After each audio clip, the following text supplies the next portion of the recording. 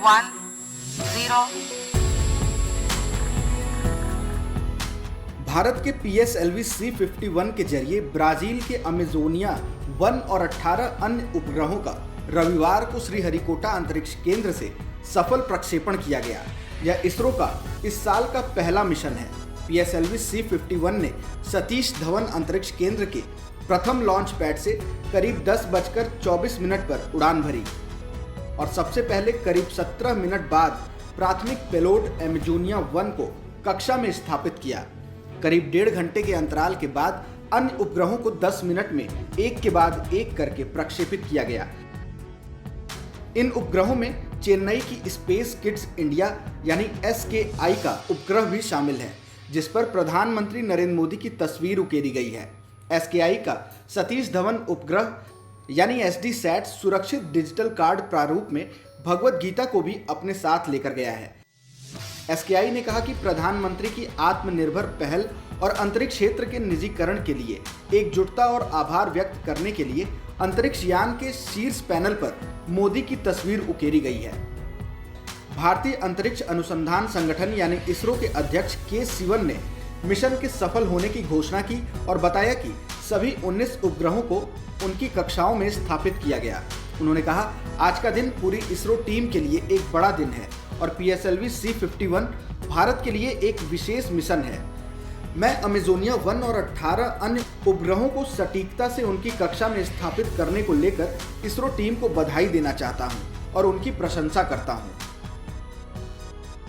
I am extremely happy to declare that PSLV C-51 successfully launched in the precise orbit of Amazonia 1 today. 37 kilogram वजनी Amazonia 1 Brazil का पहला उपग्रह है जिसे भारत से प्रक्षेपित किया गया। यह इसरो का ऑप्टिकल पृथ्वी अवलोकन उपग्रह है।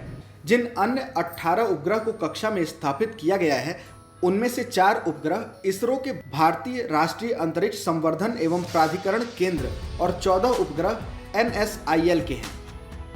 आइए अब आपको बताते हैं अंतरिक्ष में भगवत गीता को क्यों भेजा गया। इसके साथ भगवत गीता भी अंतरिक्ष में भेजी गई है। भगवत गीता को अंतरिक्ष में ले जाने का विचार स्पेस किड्स इंडिया की CEO डॉक्टर श्रीमती केसन ने ही दिया है। उनके मुताबिक दुनिया के अन्य अंतरिक्ष मिशन में भी अपनी पवित्र पुस्तकों जैसे बाइबल को ले जाने का प्रचलन है। भारत ने ऐसा करके इतिहास बनाया है, क्योंकि भारत में इससे पहले ऐसा कुछ नहीं हुआ था।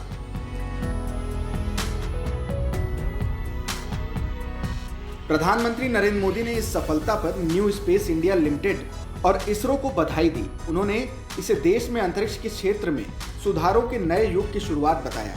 प्रधानमंत्री ने ब्राजील के राष्ट्रपति जेयर बोल्सोनारो को भी इसके लिए बधाई दी और कहा कि यह दोनों देशों के बीच अंतरिक्ष के क्षेत्र में सहयोग की दिशा में एक ऐतिहासिक क्षण है। मोदी ने ट्वीट कर कहा, न्यू स्पेस इंडिया लिमिटेड और इसरो को प्राथमिक समर्पित वाणिज्यिक मिशन PSLV C-51 के जरिए ब्राजील के अमेजोनिया 1 के सफल प्रक्षेपण पर बधाई। यह देश में अंतरिक्ष के क्षेत्र में सुधारों के एक नए युग की शुरुआत है।